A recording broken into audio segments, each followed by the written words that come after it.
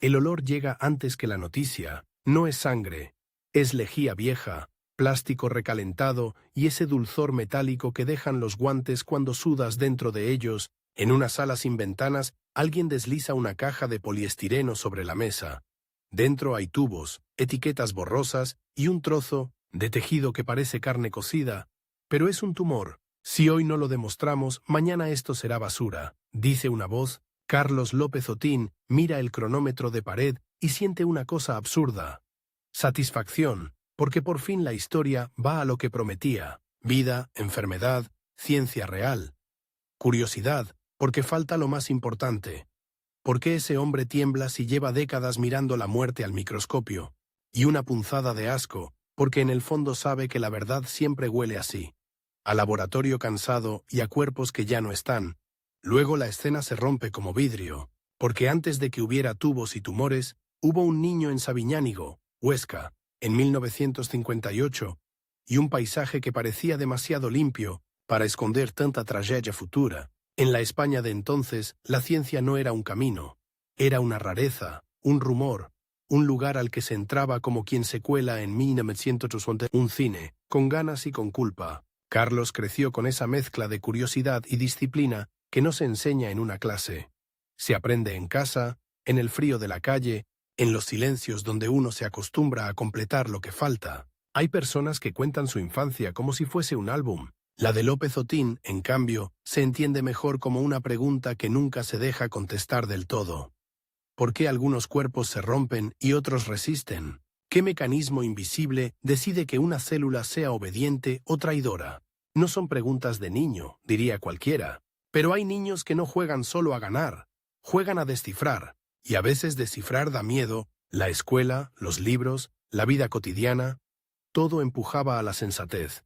Estudia, busca un trabajo seguro, no te metas en líos. Pero la biología es un lío precioso, es un universo donde la belleza se fabrica con errores, donde el corazón late por un sistema eléctrico que no vemos, donde la muerte no llega como un golpe teatral, sino como una suma de pequeñas rendiciones. Carlos se enamoró de ese caos con una devoción casi religiosa, aunque no lo pareciera. No era el entusiasmo ruidoso del «quiero ser científico» de película, era más incómodo, una necesidad.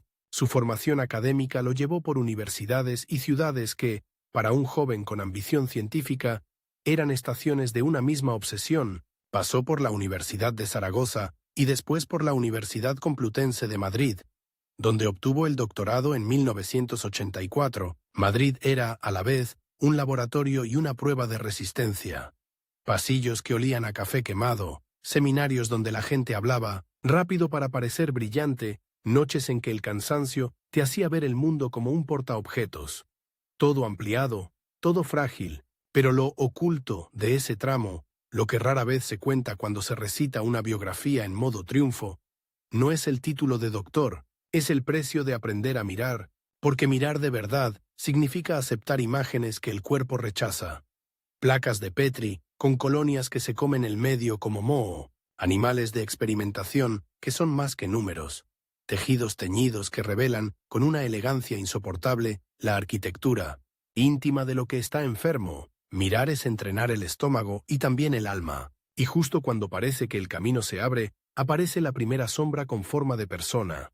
Un rival, no un villano de caricatura, sino alguien peligrosamente parecido a él, otro joven brillante, otra mente rápida, otra ambición limpia por fuera. En los pasillos nadie lo llamaba enemigo, lo llamaban competencia.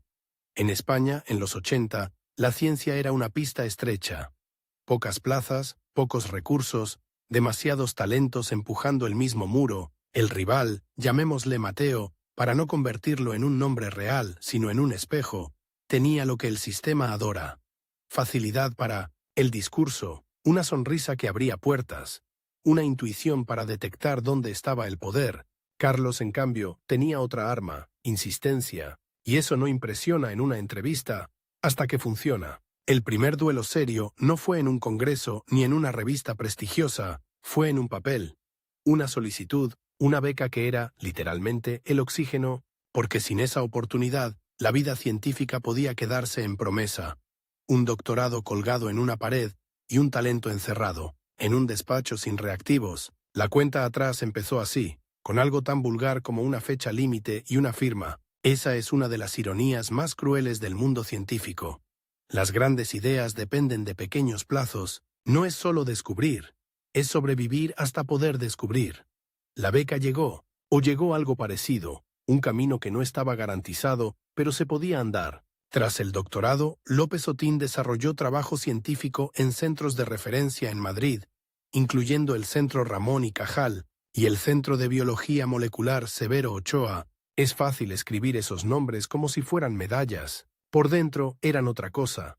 Jerarquías, urgencias, el sonido de centrifugadoras como un corazón mecánico, la sensación de que cada experimento podía ser el definitivo, o el que te demostraba que estabas equivocado. En ese periodo aparece una figura que, en su historia, pesa como una puerta giratoria. El laboratorio de Eladio Viñuela en el Centro de Biología Molecular Severo Ochoa, donde realizó una etapa postdoctoral. Para un joven investigador, entrar ahí era acercarse a un fuego real, aprender a pensar con rigor, a sospechar de tus propios resultados, a no enamorarte de una hipótesis y también aprender la disciplina más dura, la humildad frente a los datos. Pero lo que no se ve desde fuera, lo que queda escondido tras la palabra postdoctorado, es el cambio de piel, porque en ese momento Carlos deja de ser solo un estudiante que responde preguntas y empieza a ser alguien que las fabrica, y fabricar preguntas implica elegir qué ignorar. Sí, ignorar. Porque la realidad biológica es infinita, el investigador es finito, tu vida tiene un número de años, tus manos tienen un número de horas, tu cerebro tiene un número de noches sin dormir antes de empezar a engañarte. Aquí entra la primera limitación temporal que lo persigue como una mosca insistente. La carrera científica no te amenaza con un «se acabó de golpe», te amenaza con un «no llegas». No llegas a leer todo, no llegas a replicar todo, no llegas a comprobar lo que sospechas, y cada no llegas se acumula como sarro. Carlos eligió un territorio con un nombre que, dicho deprisa, suena elegante y neutral. Proteasas. En realidad es un mundo de cuchillas microscópicas, enzimas que cortan otras proteínas, herramientas esenciales para la vida y armas perfectas para el desastre. Una proteasa mal regulada puede ayudar a un tumor a invadir, puede abrir caminos donde no debería, puede deshacer tejidos, puede activar señales que convierten un orden celular en una estampida. Elegir ese tema fue como elegir estudiar incendios en una ciudad construida con madera. Y ahí ocurre un giro silencioso, uno de esos twists que solo se aprecian con el tiempo. Mientras el rival Mateo perseguía lo glamuroso, las modas del momento, los titulares rápidos, López Otín se metía en el subsuelo, en lo que sostiene todo, pero casi nadie aplaude. No buscaba una foto, buscaba un mapa, pero un mapa no se dibuja solo. Necesitas un lugar, un refugio, un laboratorio propio. En 1987 se incorporó al Departamento de Bioquímica y Biología Molecular de la Universidad de Oviedo. Oviedo, Asturias, no era la capital mundial de la biomedicina, y precisamente por eso el gesto tiene algo de temeridad y algo de declaración íntima. Construir desde un margen, volver o elegir un territorio donde la ciencia se hace con más obstinación que presupuesto, donde cada máquina cuesta, cada reactivo se negocia, cada estudiante es una apuesta. Desde fuera se puede contar así. Se incorporó a Oviedo. Desde dentro suena diferente. Se encerró con una idea y con un reloj. Porque levantar un grupo de investigación no es como abrir un negocio. Es como criar un organismo. Se alimenta con tiempo, con paciencia, con gente que cree, y el tiempo, otra vez, era un enemigo. En ese momento, el rival vuelve a aparecer, no como una persona en una esquina, sino como una presión constante. Publica más rápido, consigue más financiación, hazte visible. Mateo también se movía, también crecía, también acumulaba apoyos. En un país donde los recursos eran limitados, el éxito de uno podía sentirse como la derrota de otro. Y aunque en ciencia nadie te dice «esto es una guerra», el cuerpo lo entiende. La adrenalina, la vigilancia, la comparación. López Otín aprendió pronto una verdad incómoda. El laboratorio no es solo un lugar de conocimiento, es un teatro de reputaciones, y una reputación puede levantarte o triturarte, así que, mientras montaba su grupo, también montaba una coraza, un estilo, un modo de estar. Quienes lo conocieron en esos años describen a menudo una mezcla rara. cercanía y exigencia. La clase de exigencia que no permite excusas porque sabe que la biología no perdona. Si un experimento falla, no le importa tu intención. Si una muestra se contamina, da igual tu cansancio. Si una célula muta, no negocia. Y sin embargo, hay algo más escondido.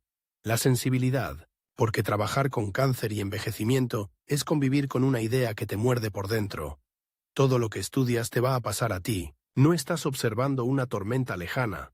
Estás estudiando la grieta que un día se abrirá en tu propio cuerpo. Eso convierte la ciencia en algo casi personal. No es solo curar al mundo, es intentar entender el destino. En Asturias, en ese final de los 80, el laboratorio de López Otín empieza como empiezan las historias reales.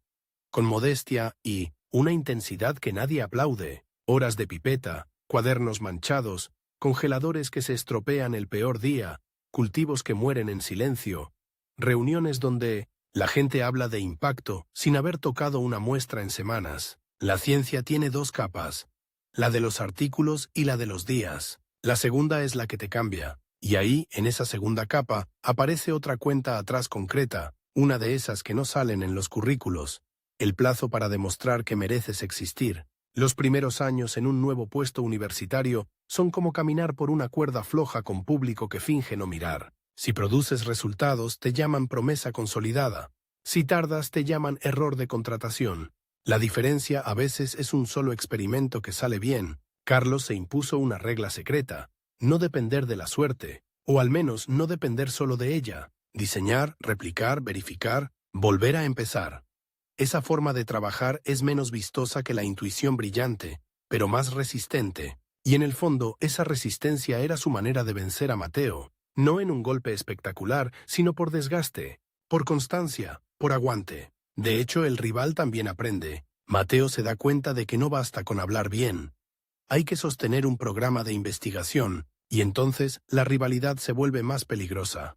Ya no es entre estilos diferentes, sino entre capacidades parecidas. Cuando dos personas quieren el mismo territorio, y ambas son capaces de conquistarlo, el conflicto se vuelve íntimo. Te obliga a preguntarte: ¿qué parte de mí compite por amor a la verdad y qué parte compite por miedo a desaparecer? Ese es uno de los secretos más incómodos de muchas carreras científicas. El motor no siempre es noble. A veces el motor es pánico. Con el paso del tiempo, López Otín fue construyendo una obsesión coherente. Entender cómo la degradación de proteínas, ese corte, invisible, se relaciona con cáncer, enfermedad y envejecimiento. Sin entrar aún en los grandes hitos, lo importante aquí es el tono. Mientras otros perseguían un solo gen, como si fuera una bala de plata, él empezaba a pensar en sistemas, en redes, en familias de genes, en repertorios completos. La vida como orquesta, no como solista, y en esa elección hay un presagio, porque quien aprende a mirar la vida como un conjunto, tarde o temprano tiene que mirar también la propia vida así. No como un triunfo aislado, sino como una cadena de decisiones, renuncias, silencios y heridas que se van sumando. Al final de esta primera etapa, el niño de Sabiñánigo ya no existe. En su lugar hay un científico joven en Oviedo, con un laboratorio naciente, una rivalidad que le aprieta el cuello sin tocarlo y una sensación que se le instala en el estómago. La certeza de que el tiempo no está de su parte, no porque vaya a morir mañana, sino porque la ciencia exige décadas.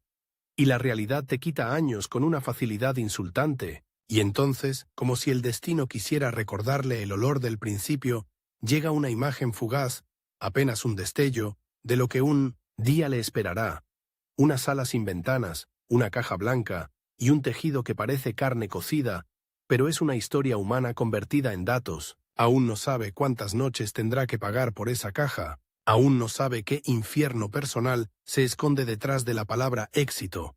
Aún no sabe que, en la ciencia, la línea entre el aplauso y el abismo puede ser tan fina como una lámina de vidrio. Pero el reloj ya está en marcha. Cuando Carlos llegó a Oviedo en 1987, no llegó con fanfarrias. Llegó con una caja de cartón, un abrigo que olía a tren y un puñado de libretas donde las ideas estaban escritas como si fueran contraseñas. Abreviaturas, flechas, números, dudas.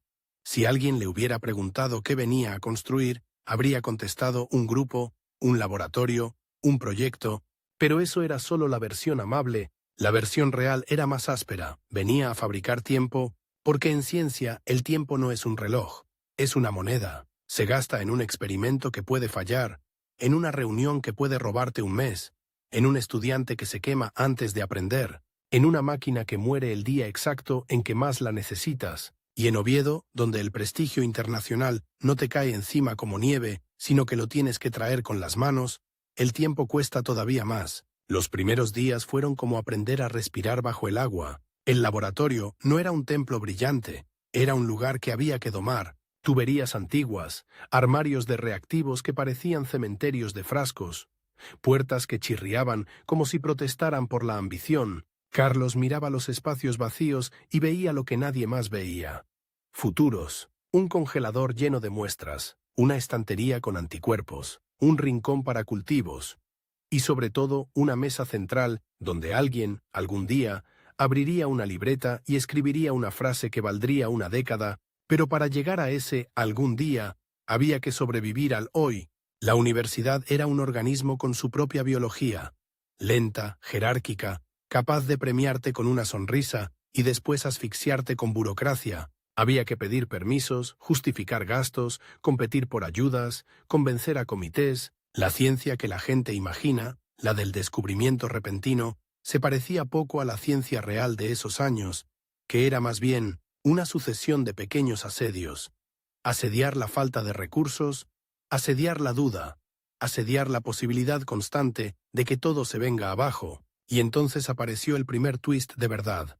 El rival ya estaba allí, no en Asturias físicamente, pero sí en el aire. Mateo, ese espejo brillante, había conseguido moverse mejor, tenía contactos, tenía un mentor con nombre pesado, tenía invitaciones a congresos donde se hablaba más en pasillos que en salas. Cuando Carlos pedía un reactivo, Mateo ya había pedido 10. Cuando Carlos preparaba un seminario, Mateo ya había hablado con el editor de una revista. Cuando Carlos reunía datos, Mateo reunía titulares. No era injusto, exactamente, era el juego. Y el juego tenía una regla secreta.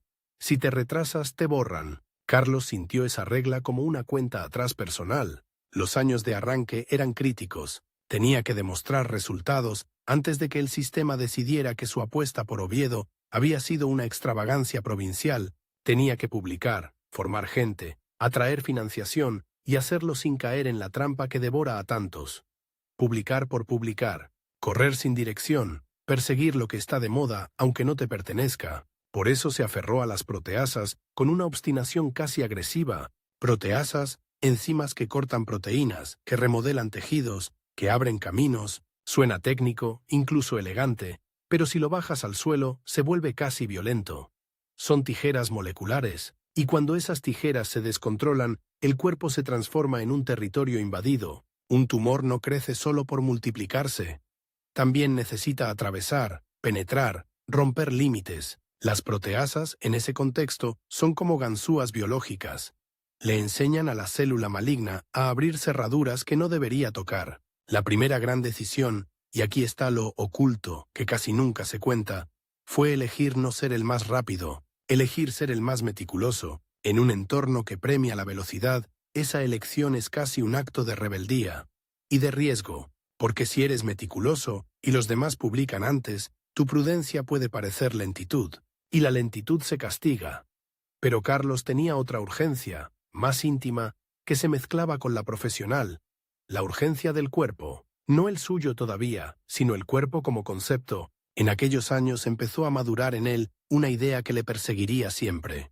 Cáncer y envejecimiento no eran historias separadas, eran dos caras de un mismo desorden. El cáncer es una forma de inmortalidad celular.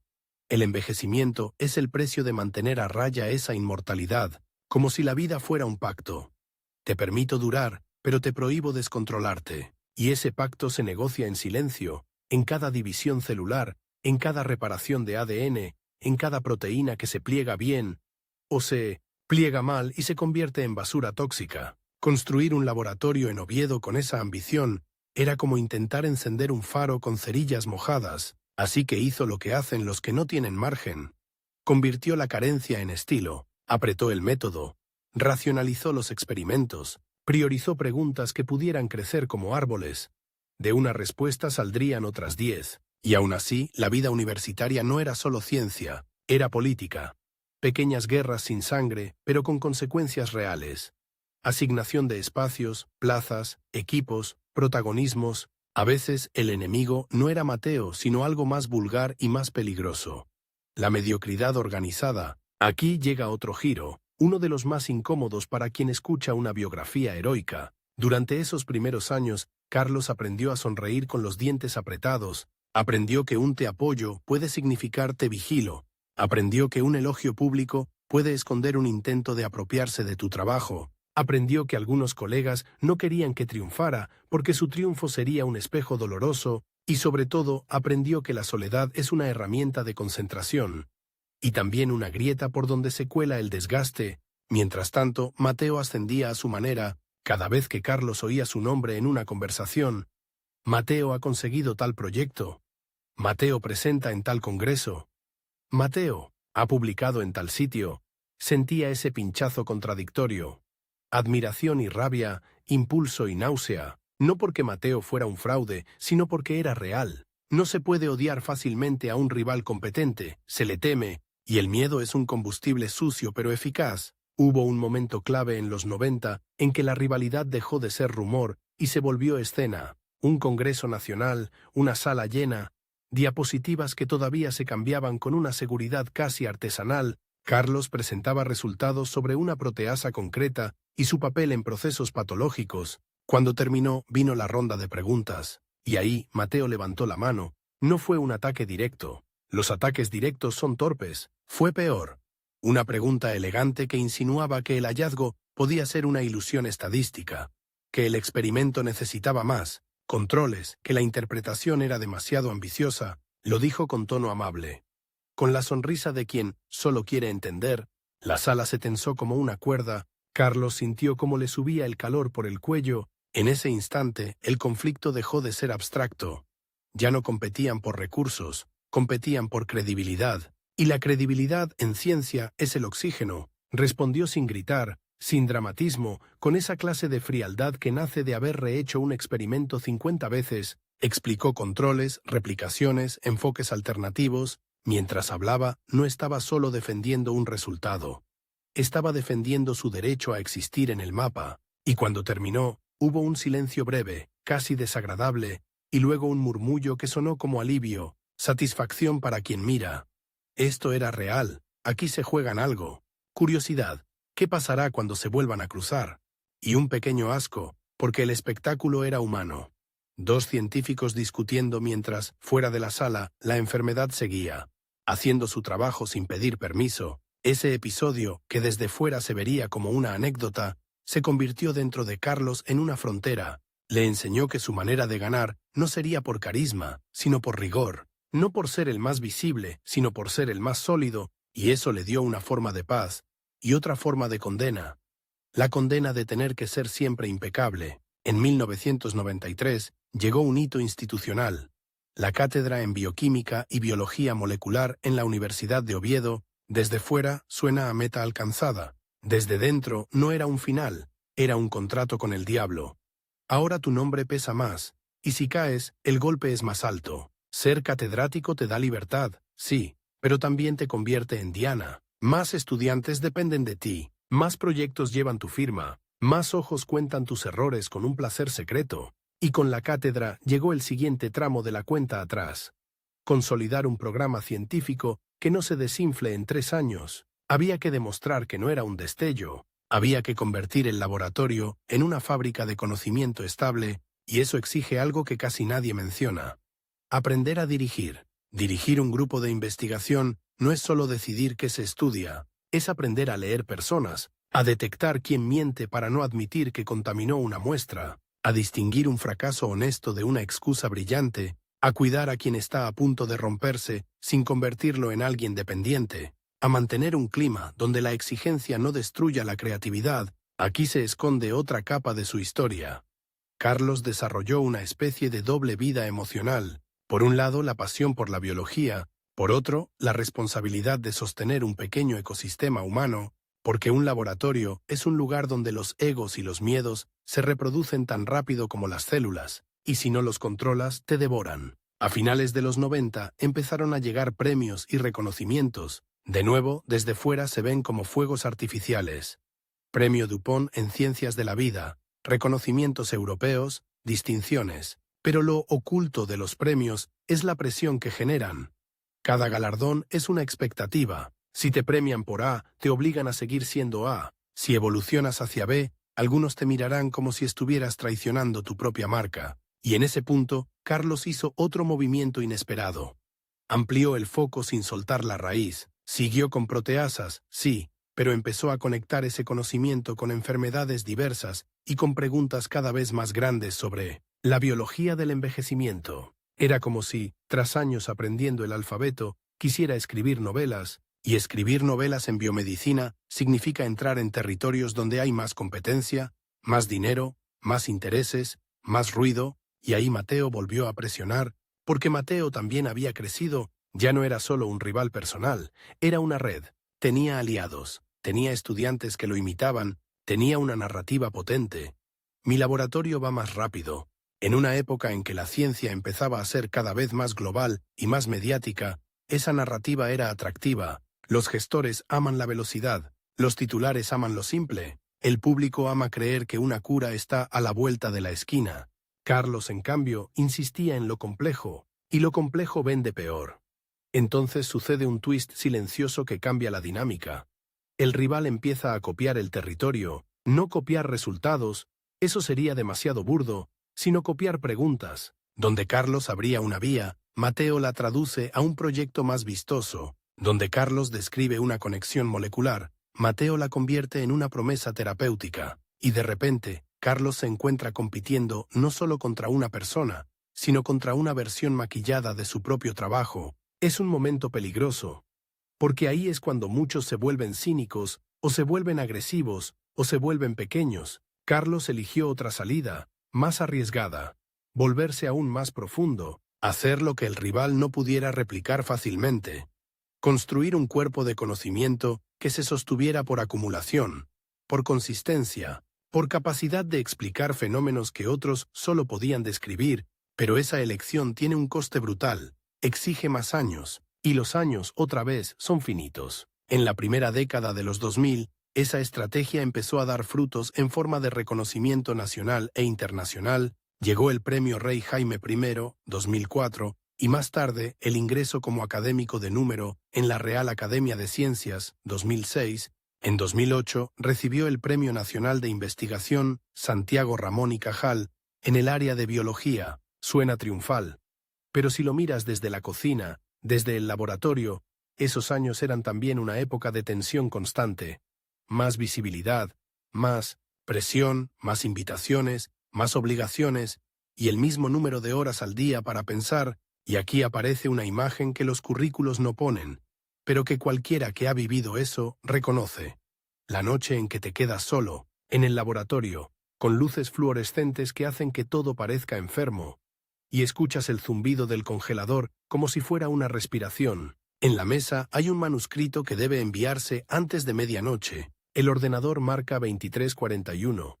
Tú revisas una figura, ves una banda en un gel, dudas si está demasiado clara, si el contraste engaña, si el lector confiará. No hay nadie para preguntar, y lo que se decide en esos minutos puede influir en años de reputación. Es fácil imaginar que el éxito elimina el miedo. No, el éxito cambia la forma del miedo. Carlos lo sabía. Por eso, en paralelo a los premios, reforzó una obsesión ética.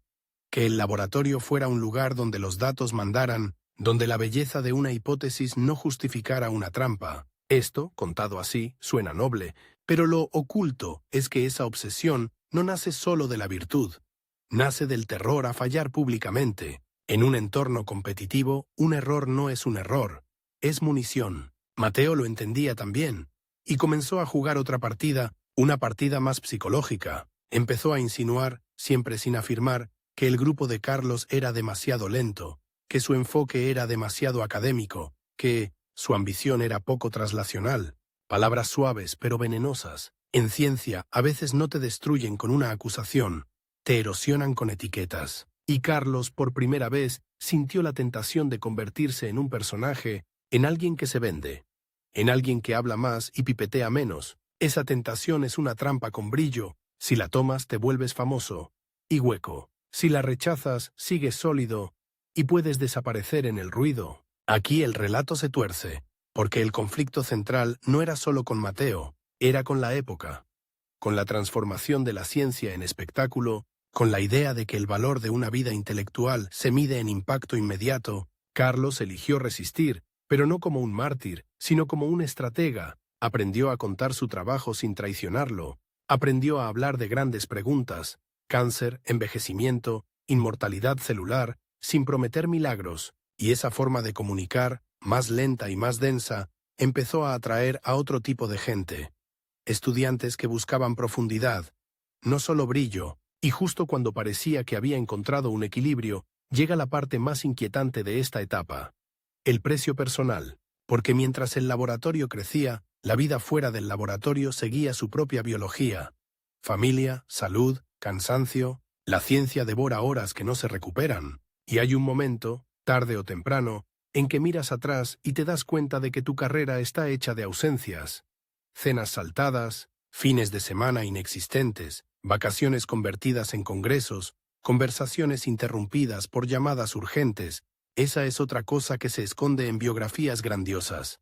El descubrimiento tiene un reverso, una lista de pequeñas renuncias que nadie firma, pero que se cobran. En ese contexto, la rivalidad con Mateo se vuelve casi una metáfora. No es Carlos contra Mateo, es Carlos contra el tiempo, usando a Mateo como reloj visible. Cada logro del rival era una alarma, cada premio de Carlos era un respiro, pero el reloj no se detenía, y en la mente de Carlos empezó a instalarse una pregunta que no se hace en público.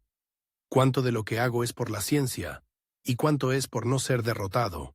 El final de esta segunda parte no es una cima, es una puerta. Carlos llega a 2008 con un reconocimiento enorme, sí, pero también con un peso nuevo sobre los hombros.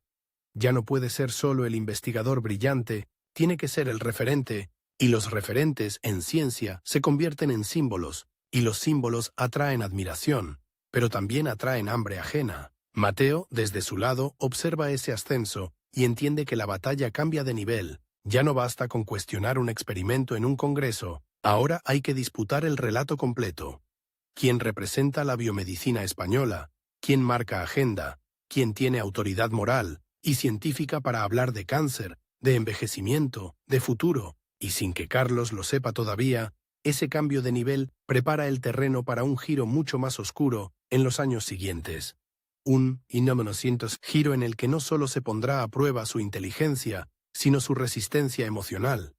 Un giro en el que el laboratorio, ese refugio, que construyó desde la nada, será también el lugar donde la fragilidad humana, errores, sospechas, pérdidas, golpeará con una violencia que no se mide en papers, sino en noches sin sueño. La primera vez que Carlos vio su mundo completo no fue en un microscopio, fue en una pantalla negra, llena de letras blancas, como una lluvia de códigos que no pedían permiso para existir. Aquel día, en el laboratorio de Oviedo, alguien imprimió una lista interminable de nombres de genes. Filas y filas, como si el cuerpo humano fuera una ciudad y por fin tuvieran el plano de todas sus calles, incluidas las callejuelas donde se esconden los criminales. Carlos pasó el dedo por el papel con una mezcla rara de orgullo y repulsión. Satisfacción, porque ahí estaba lo que buscaba, la biografía, escondida de la enfermedad escrita en el lenguaje más frío. Interés, porque esa lista prometía un secreto mayor. ¿Quién decide qué? ¿Parte del cuerpo se convierte en arma? Y una punzada de asco, porque el plano no era limpio. Era un registro de cortes, mutaciones, fallos, cicatrices. En los años en que su grupo ya no era un intento, sino una maquinaria viva, el laboratorio se convirtió en una fábrica de escenas repetidas hasta el delirio, el mismo ritual. Guantes, bata, hielo seco que quema, tubos con etiquetas diminutas, el sonido de la centrífuga como una amenaza doméstica, en la pared, gráficos clavados con chinchetas. En la mesa, cuadernos llenos de números que parecían desordenados hasta que los entendías. Y debajo de esa rutina, una idea fija. Si el cáncer invade como un ejército, alguien tiene que estudiar sus herramientas de asalto. Las proteasas eran eso. El equipo de demolición molecular, Carlos y su equipo, se metieron en el territorio de las metaloproteinasas de matriz. MMPs, de proteasas tipo ADAM-TS, de redes de enzimas, capaces de remodelar el entorno de un tumor como un arquitecto corrupto que derriba muros para abrir pasillos secretos. En el lenguaje del laboratorio todo era ECM, microambiente, invasión, angiogénesis. En la realidad era carne y destino. El tumor no solo crece, aprende. Aprende a convencer al tejido circundante, aprende a sobornar células vecinas con señales químicas, aprende a moverse, y para moverse necesita cortar. Si alguna vez has visto una imagen de un tumor invadiendo tejido, células como dedos oscuros penetrando una estructura clara, entiendes por qué esta ciencia fascina y repugna. La vida normal tiene límites. La vida tumoral quiere abolirlos. Las proteasas son las tijeras con las que el tumor recorta las fronteras del cuerpo. Ahí apareció la primera gran victoria invisible de López Otín. Insistir en que la proteasa no era solo un instrumento de destrucción, sino una pieza de un sistema complejo. Durante años se había contado una historia simplona. Las MMPs ayudan al tumor a invadir, por tanto inhibamos las MMPs y ganaremos, pero la biología tiene un humor cruel. Inhibidores que parecían prometedores fallaban y el campo se llenaba de decepción. Muchos laboratorios cambiaron de tema, otros maquillaron resultados. El mundo científico es así. Cuando la moda se rompe, algunos fingen que nunca la siguieron. Carlos no se fue. Se quedó para hacer la pregunta incómoda.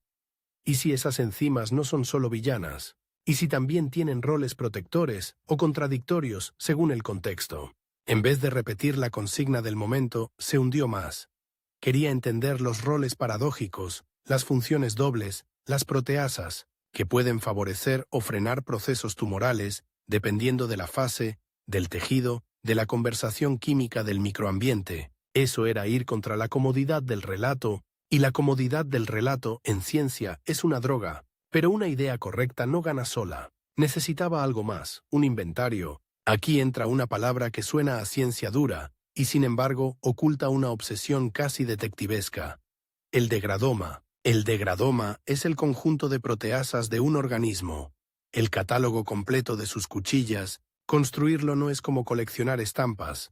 Es como registrar todas las armas de una ciudad sin saber cuáles se usarán en un crimen. Ese enfoque, sistémico, casi cartográfico, se convirtió en una de las marcas de su laboratorio. No solo describir una enzima aquí y otra allá, sino mapear familias, relaciones, potenciales funciones. Con ese mapa, el cáncer dejaba de ser un monstruo mítico y se volvía una organización. Un entramado de rutas, herramientas, complicidades. Y justo cuando ese enfoque empezaba a resonar internacionalmente, el reloj volvió a chocar contra la pared, porque en biomedicina hay carreras que se ganan por milímetros. El primero que publica el mapa se queda con el territorio, el segundo queda como nota al pie. Mateo, el rival, lo olió. Ya no discutía en congresos, se movía como un estratega, empezó a hablar de proteómica, de enfoque global, de catálogos funcionales, empezó a presentar propuestas que sonaban inquietantemente parecidas, no copiaba frases, copiaba ambición, y en el mundo de los proyectos, la ambición se traduce en dinero, visibilidad y poder. La rivalidad se transformó en una carrera con fecha de caducidad. Había una convocatoria grande, un programa de financiación que podía decidir quién lideraría el relato en España sobre proteasas y cáncer. Tenían meses, no años, meses. Una cuenta atrás real, con día y hora, con formularios, con anexos, con evaluadores anónimos que no verían tus manos temblar ni tus noches sin dormir. En ese periodo, el laboratorio de Oviedo vivió una aceleración casi violenta. No era solo trabajar más, era vivir dentro del trabajo. La gente comía de pie.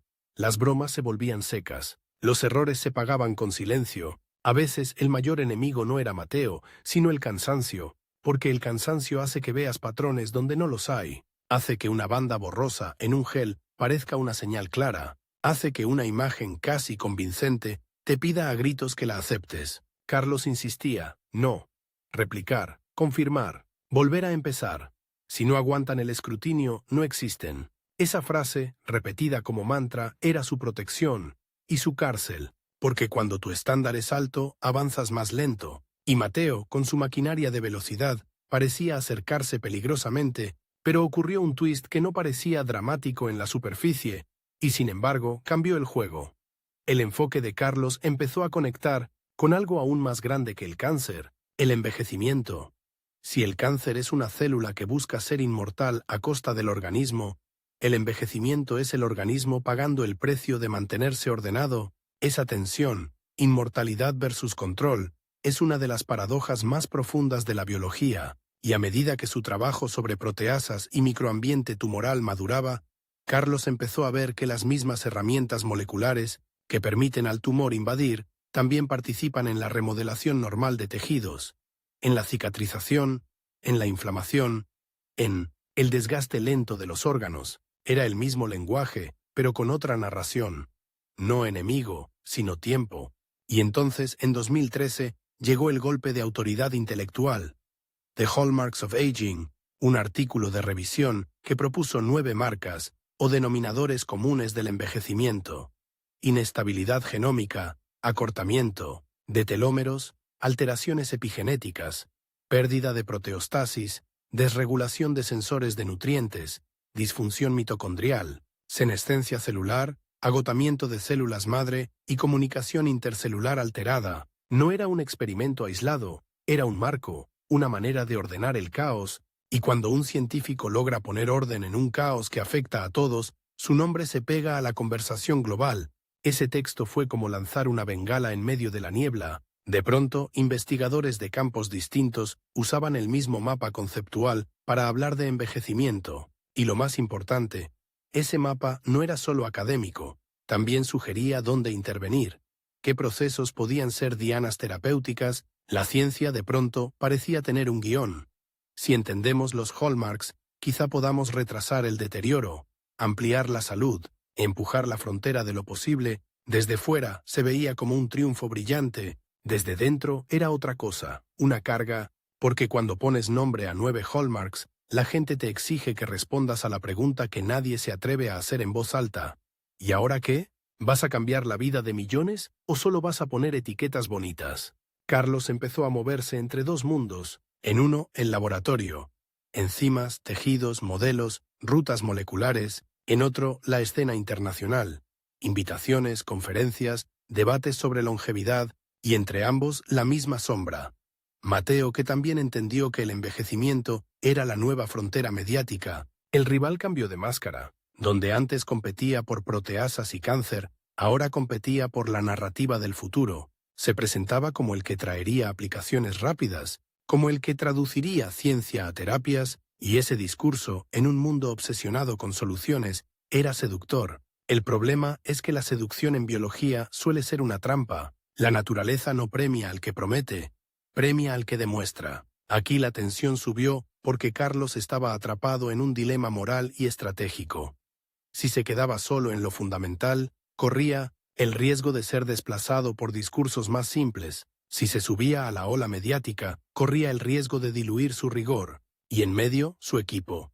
Jóvenes investigadores que necesitaban publicaciones, proyectos, estabilidad. La ciencia no solo se hace con verdad, se hace con salarios, becas, contratos, y la precariedad es otro tipo de cáncer. Hay un momento, en laboratorios así, en que la presión se vuelve sensorial. No es una idea, es un olor, un sonido, un tic, el olor del plástico de las puntas de pipeta, el sonido de un correo electrónico entrando a las 02:17, el tic del reloj mientras revisas una figura por 10ª vez. Ese ambiente no solo produce resultados, produce deformaciones. La gente se vuelve más brusca, más paranoica, más susceptible, y a veces más vulnerable a errores que no son casuales, son estructurales. Carlos, que había construido su carrera sobre el rigor, empezó a vivir con una pregunta que le arañaba por dentro. ¿Cuánto rigor puede mantener un sistema cuando el sistema mismo te pide velocidad? Es una pregunta que casi nadie dice en público porque pone en evidencia una verdad fea. El mundo científico moderno puede empujar a gente buena hacia decisiones malas. Mientras tanto, el trabajo del laboratorio seguía generando conocimiento sobre proteasas y procesos patológicos. Estudios sobre familias, de enzimas, sobre su implicación en microambientes tumorales, sobre cómo ciertas proteasas pueden servir como marcadores o como dianas, sobre cómo el remodelado de la matriz extracelular influye en la progresión de la enfermedad. El degradoma no era una palabra bonita. Era una herramienta que permitía ver patrones, redundancias, funciones inesperadas. La biología no es lineal, es una red con trampas, y cuanto más la cartografías, más te das cuenta de que el villano de ayer puede ser el protector de mañana. Este tipo de ciencia tiene algo cinematográfico. Es como seguir a un ladrón por un laberinto. Crees que lo acorralas y de repente aparece una puerta secreta, inhibes una vía y el tumor utiliza otra. Bloqueas una proteasa y el sistema compensa con dos más. El cuerpo no es un mecanismo simple, es una ciudad con rutas alternativas. Y aquí otro twist. Cuanto más entendían la complejidad, más claro se volvía que las soluciones rápidas que prometía Mateo eran como mínimo ingenuas. Pero la ingenuidad vende. Los titulares aman la frase cura. A la biología le importa poco tu titular. Carlos empezó a hablar del envejecimiento no como un destino poético, sino como un conjunto de procesos biológicos que se podían medir, modular, quizá retrasar. Eso atrajo admiración, sí, pero también atrajo algo más oscuro, expectativas desmesuradas, y las expectativas, cuando no se cumplen rápido, se convierten en cuchillos. El laboratorio, en esa época, era un lugar donde convivían dos luces, la luz del descubrimiento y la luz fría del escrutinio, porque a medida que crecía su relevancia, crecía también la vigilancia. Cualquier error se amplifica cuando tu nombre pesa, cualquier figura mal montada, cualquier duplicación accidental, cualquier archivo guardado con prisa podía convertirse en una acusación, y en el ecosistema digital, una acusación no necesita tribunal, necesita atención. Mateo, como rival inteligente, no atacaba con insultos, sembraba dudas, comentarios inocentes en círculos adecuados, preguntas en el momento justo, sugestiones que se pegaban como polvo. En ciencia, la reputación no siempre se destruye con pruebas. A veces se destruye con sospecha, y así, la carrera de Carlos entró en una fase peligrosa. Por un lado, estaba en la cima intelectual, con marcos influyentes como los Hallmarks y con una trayectoria sólida en proteasas, cáncer y envejecimiento. Por otro, caminaba sobre un suelo que empezaba a crujir bajo el peso de la presión, la visibilidad y la rivalidad. Para entender lo que viene, imagina una escena simple. Un investigador abre una carpeta con imágenes de Western blot o microscopía. Son archivos con nombres parecidos: Final 2, Final 2B, Final 2OK, Final Def. El investigador elige uno, ajusta contraste, recorta, coloca en una figura, envía, aplauso, publicación. Y luego, años después, alguien amplía la imagen, detecta un patrón repetido, una transición extraña, y lo que fue un gesto rutinario se convierte en una bomba. Carlos no era ajeno a ese riesgo, lo temía, y sin embargo, el sistema entero estaba construido para empujar hacia ese precipicio. Plazos, competencia, necesidad de financiación, y un rival que respiraba en tu nuca, recordándote que el segundo lugar es un olvido elegante. En medio de todo hay un detalle que suele quedar escondido cuando se habla de logros. La soledad del líder científico. Cuando un artículo sale mal, no cae solo sobre quien hizo la figura. Cae sobre quien firma. Cuando un estudiante se hunde, el peso moral recae sobre quien dirige. Cuando la comunidad te mira con lupa, no mira a tu equipo. Te mira a ti, y esa soledad no se cura con premios. Así termina esta parte de la historia. Con Carlos en el punto exacto, donde el éxito empieza a parecerse a una amenaza, con un marco del envejecimiento que ha influido a miles de investigadores, con un laboratorio que ha construido mapas, degradomas, redes, funciones, para entender cómo la vida corta y se deja cortar, con una rivalidad que ya no busca solo superarlo, sino reescribir quién es él, y con una cuenta atrás que no está escrita en ninguna pared, pero que se siente en cada correo, en cada figura, en cada revisión, el tiempo que tarda el mundo en convertir una sospecha en sentencia. La caja de poliestireno del principio vuelve a aparecer, simbólicamente, en la mente. Tubos, etiquetas, tejido, la ciencia como una promesa, sí, pero también como un lugar donde el error tiene dientes. En algún momento, después de tantos años mirando células como si fueran constelaciones, Carlos entendió una verdad que no estaba en ningún manual. El laboratorio también envejece. No hablo de paredes o máquinas, hablo del ambiente. El aire se vuelve más denso cuando tu nombre pesa demasiado, cuando tu firma aparece en decenas de artículos, cuando tu grupo ya no es un grupo, sino una promesa pública. Cuando la gente espera de ti no solo resultados, sino salvación. Y entonces, como si la biología quisiera burlarse de su propio profeta del envejecimiento, el tiempo le jugó una carta sucia. No lo atacó por la ciencia que aún no había hecho, sino por la que ya estaba hecha. Al principio fueron murmullos, comentarios que llegaban por terceros, como esos virus que se cuelan sin tocarte la piel. Han revisado tal figura. Han señalado tal banda. Hay gente mirando con lupa. Carlos había vivido décadas con la idea de que el rigor es una armadura, pero el rigor, cuando se convierte en reputación, también se convierte en objetivo, porque nada atrae tanto a un cazador como un trofeo brillante. El rival, Mateo, llevaba años esperando un cambio de viento, y cuando el viento empezó a soplar raro, no tuvo que inventar una tormenta. Le bastó con señalar el cielo. La estrategia ya no era competir por ideas, era competir por credibilidad. Si antes el combate era quien descubre más, ahora era quien merece ser escuchado. En el mundo real, ese tipo de giro no suena como un trueno, suena como correos, como reuniones, como llamadas cortas que terminan con un ya te diremos, suena como una frase que se repite en pasillos con una mezcla de morbo y cautela. Están revisando los artículos. La palabra retractación tiene un filo particular, no solo dice esto se retira, sugiere esto huele mal. Y el olor, una vez que entra en la ropa, cuesta sacarlo. Varias publicaciones del entorno del laboratorio de López Otín terminaron siendo retractadas por problemas en figuras e imágenes. Para quien está fuera, eso puede parecer una estadística. Para quien está dentro, es una escena íntima y brutal. Te despiertas y descubres que parte de tu pasado científico se está desmoronando. En público, con espectadores que no conocen el esfuerzo, el contexto, la cadena de manos, la cantidad de decisiones pequeñas que pueden deformar una verdad grande. Aquí es donde aparece lo que en su biografía suele quedar oculto, la diferencia entre intención y sistema, porque un laboratorio es una criatura colectiva. Un paper no lo escribe una sola persona.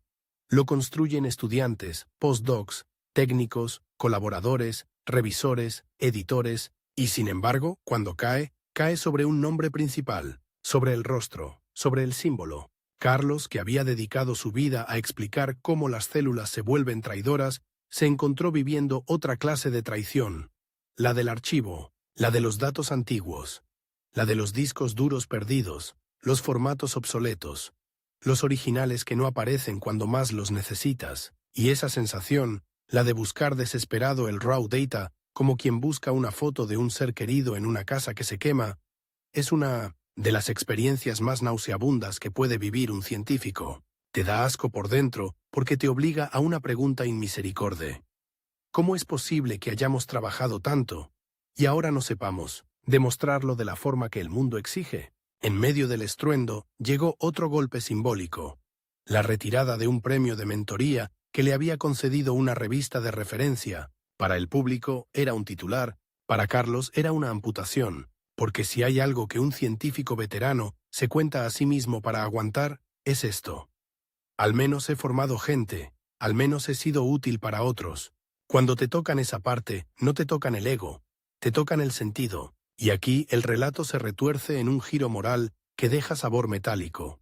El mismo ecosistema que te aplaude por inspirar puede exigir sangre cuando huele vulnerabilidad. La ciencia moderna no solo produce conocimiento, produce espectáculo, y el espectáculo necesita caídas. Mateo lo sabía, y jugó su papel con una precisión fría. No tenía que acusar a gritos, solo tenía que insinuar, en los lugares correctos, que esto confirma lo que algunos sospechábamos, que quizás se había construido demasiado mito, un mito, como si la vida de un investigador fuese una fantasía inventada y no una colección de noches sin sueño. Pero el golpe más difícil no fue externo. Fue interno, la vergüenza y el cansancio, porque mientras todo esto ocurría, Carlos también estaba viviendo una cuenta atrás personal que nadie veía. La cuenta atrás del desgaste psicológico, no el cansancio normal de trabajar mucho, sino el cansancio tóxico de sentirte observado, juzgado, interpretado. El cuerpo responde a eso como responde a una infección. Fiebre, insomnio, pensamientos circulares. Empiezas a oír tu nombre como si fuera una palabra ajena. Empiezas a dudar de tu propia memoria. Empiezas a preguntarte si tu vida entera se reducirá a una línea en Wikipedia. Y ahí sucede un twist que cambia la textura de la historia. En vez de hundirse en silencio, Carlos hace algo inesperado. Se aparta, busca aire, pasa una etapa fuera, en un entorno distinto, y comienza a convertir el dolor en lenguaje para otros. La divulgación, en ese momento, no es un capricho. Es un salvavidas. Porque cuando la ciencia se vuelve tribunal, escribir se vuelve refugio. Publica un libro donde parte de un momento extraordinariamente difícil de su vida y lanza una pregunta que parece amable, pero lleva veneno filosófico. Si estamos hechos de 4 letras, A, C, G, T, ¿qué parte de nuestra felicidad, de nuestra enfermedad, de nuestras decisiones está escrita antes de que nazcamos? Ese tipo de pregunta funciona como una puerta secreta. El público entra buscando curiosidad genética y se encuentra, sin querer, con una confesión emocional. Ahí está la biografía escondida. No el currículum, sino el temblor humano detrás del currículum. Y luego llega otro libro, aún más cargado de simbolismo.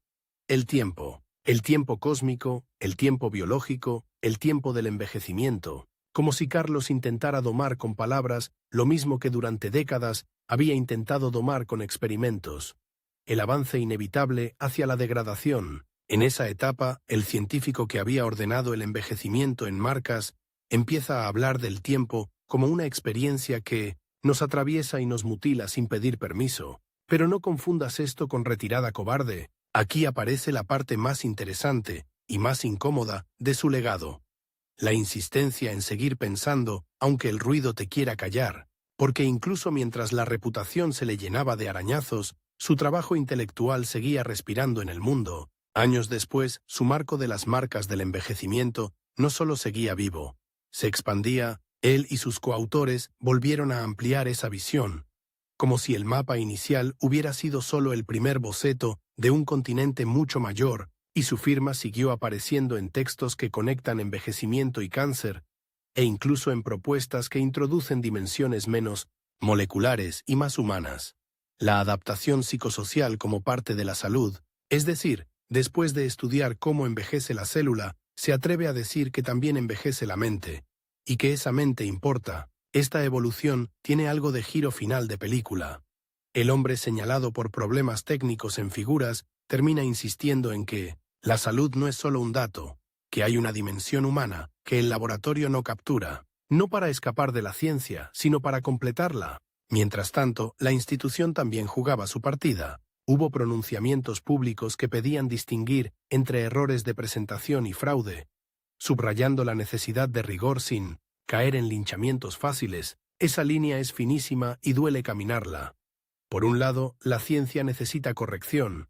Por otro, la ciencia también puede convertirse en una máquina de destrucción personal si confunde justicia con carnicería. ¿Y qué hace Mateo en ese tramo? Mateo intenta capitalizar el vacío, se ofrece como alternativa, se mueve para ocupar espacios simbólicos, y por un tiempo la rivalidad parece resuelta a su favor, no porque haya demostrado más verdad, sino porque el público ama las narrativas simples. Cae uno, sube otro. Listo. Pero la biología y la vida detestan los finales limpios. Aquí llega el twist que le da a esta historia su sabor más raro. Mezcla de satisfacción y repulsión. La reputación no es lo mismo que la obra. La obra de Carlos, con sus aciertos enormes y sus zonas dañadas, ya estaba injertada en el pensamiento científico global. No puedes desinventar una idea útil solo porque la biografía de quien la propuso se volvió problemática. Del mismo modo que no puedes curar una enfermedad quemando el historial clínico, y entonces aparece la última cuenta atrás, la más literal. La edad reglamentaria, el tiempo administrativo, el tiempo que no negocias con artículos ni con premios, la jubilación. En torno a 2023 se confirma su salida de la docencia universitaria por edad. Un adiós que algunos celebran con homenajes y otros interpretan como cierre forzado de una etapa larga y turbulenta. Para un científico obsesionado con el tiempo, que el tiempo te eche por una norma es una ironía casi cruel. No te retiras porque quieras, te retira el calendario. ¿Cómo vive alguien así ese momento? No como un fin, sino como una mutación. La identidad del profesor, del jefe de laboratorio que abre la puerta a las 8 y apaga la luz a las 11, se transforma en otra cosa. El pensador, el escritor, el referente que ya no dirige pipetas, pero sigue dirigiendo preguntas. Algunos lo verán como derrota, otros como liberación. La verdad suele estar en medio. Es una amputación que deja, a la vez, espacio para respirar, y aquí, por fin, la rivalidad se revela por lo que era en el fondo. Un conflicto de modelos de ciencia. Mateo representaba la velocidad, la apariencia de control, la promesa inmediata. Carlos representaba la obsesión por el sistema, la explicación amplia, el deseo de mapear antes de vender. ¿Quién gana? En el corto plazo suele ganar Mateo. En el largo plazo, la historia es menos obediente. La historia premia lo que resiste ser usado por otros. Y el marco conceptual del envejecimiento, los catálogos de proteasas, la idea de mirar redes en vez de héroes moleculares, eso resistió. Resistió porque a otros les sirve incluso cuando el nombre del autor incomoda. Esa es la parte oculta más potente de su biografía. El legado real no es el aplauso, ni el premio, ni siquiera el escándalo. El legado real es lo que queda funcionando cuando tú ya no controlas el relato, cuando otros usan tu mapa para navegar sin mencionarte, cuando tu idea se vuelve infraestructura, y sin embargo sería falso terminar con una postal inspiradora, limpia, higiénica. Esta historia no es higiénica, huele, como en el inicio, a lejía y a plástico, porque deja una pregunta pegajosa que no se resuelve con moraleja. ¿Cuántas vidas científicas terminan heridas no solo por errores, sino por sistemas que empujan a la gente hacia el borde? ¿Cuánta excelencia se construye sobre fatiga? ¿Cuánto daño colateral aceptamos mientras decimos que perseguimos la verdad? Carlos, en su última etapa pública, parece responder de un modo indirecto, ampliando el foco, hablando del tiempo, hablando de la fragilidad, hablando de salud como algo más que biología molecular, como si, después de haber sido devorado por la lupa, quisiera recordar, a los demás y a sí mismo, que detrás de cada figura hay personas, detrás de cada dato hay cuerpos, detrás de cada carrera hay un sistema nervioso que también envejece. Y en la escena final, si la imaginas con honestidad, no hay fanfarria, hay una mesa, un cuaderno, un hombre que ya no corre para ganarle a Mateo, porque Mateo era un enemigo útil mientras duró. Le dio tensión, le dio hambre, le dio velocidad mental, pero el enemigo final siempre fue el mismo, el tiempo que corta proteínas, el tiempo que corta carreras, el tiempo que corta reputaciones, el tiempo que corta y corta y corta, hasta que solo queda lo que de verdad estaba bien construido.